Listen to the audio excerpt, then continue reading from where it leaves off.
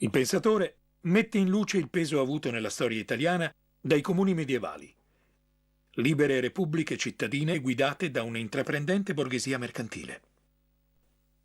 In Italia le idee di democrazia e federalismo continuarono a camminare insieme nel XX secolo, con pensatori come Sturzo, Salvemini e Einaudi, per non parlare delle battaglie recenti che riguardano l'attualità. L'attenzione degli ultimi anni a un possibile modello federalista coincide con la crisi del sistema politico rappresentativo, che non sembra più assicurare un collegamento effettivo tra classe politica e società civile.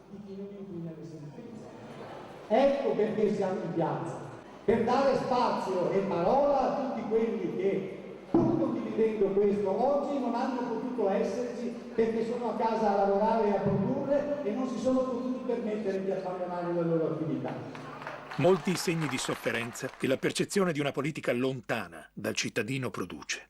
A ciò si tenta di porre rimedio mantenendo in vita antiche forme di coinvolgimento diretto del popolo. Negli Stati Uniti d'America è rimasto in vita, in circa 1 migliaio di piccoli centri, il cosiddetto Town Meeting, modello di partecipazione cittadina, espressione di democrazia diretta, nato circa 400 anni fa nella regione del New England.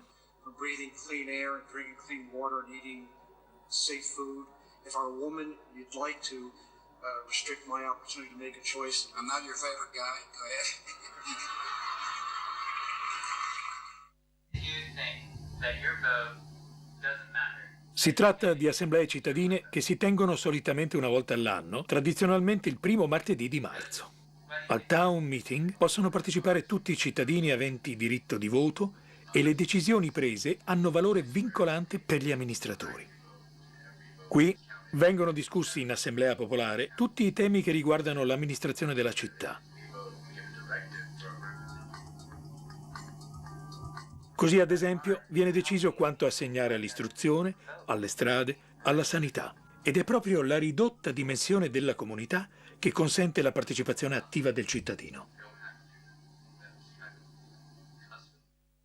Anche in Brasile e in Europa e in Italia, da anni si stanno sperimentando forme di democrazia diretta. Il cosiddetto bilancio partecipativo è una di queste. La popolazione di piccoli centri o di quartieri di grandi città viene coinvolta con diritto di parola e di voto su molti temi che riguardano la comunità e può decidere direttamente come impiegare una quota di risorse dell'amministrazione pubblica. Il modello di democrazia diretta assembleare, che ha avuto una prima grandiosa realizzazione nell'Atene del V secolo a.C., sembra riemergere.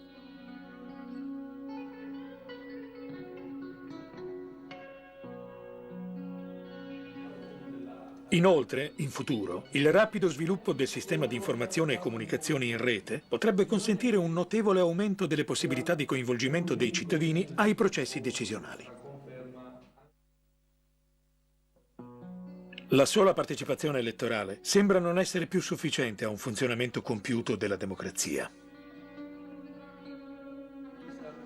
Il federalismo, per questo, potrebbe offrire un modello in grado di consentire una partecipazione politica del cittadino a più livelli, assicurando un maggiore controllo della comunità sulle scelte politiche che la riguardano. Ma i problemi riguardo alla sua realizzazione concreta sono molti, perché molti sono i federalismi possibili. Il cammino della democrazia è stato e rimane ancora accidentato e complesso, proprio per la difficoltà di assicurare, come diceva Aristotele, attraverso l'azione politica, maggiore felicità a tutti i componenti di una comunità, senza mai favorire una parte a discapito di un'altra, anche se più piccola. E la parte più piccola di una comunità resta l'individuo.